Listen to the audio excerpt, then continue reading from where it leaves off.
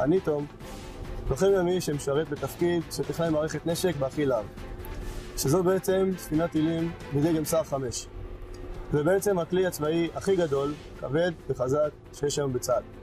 הגעתי לכאן אחרי תהליך קשה של מיונים, גיבוש, קורסים והכשרות שהפכו אותי להיות לוחם בצוות של הסטיל הזה.